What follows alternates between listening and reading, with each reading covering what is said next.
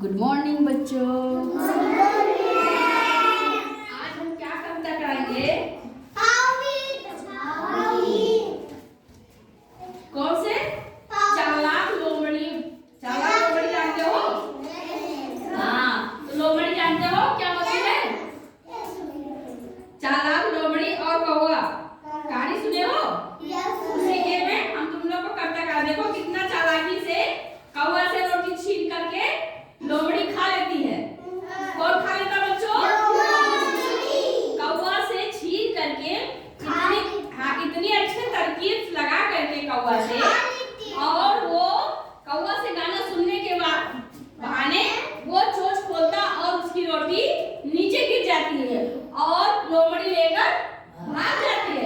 देखो ताली बजाओ भाई, जोर से देखो।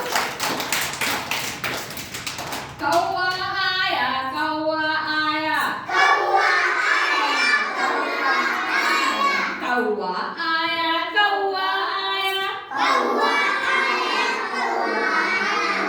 छीन किसी से रोटी लाया, छीन किसी से रोटी लाया, छीन किसी से रोटी लाया, छीन किसी से रोटी लाया, छीन किसी से रोटी लाया, छीन किसी से रोटी लाया, छीन किसी से रोटी लाया, छीन किसी से रोटी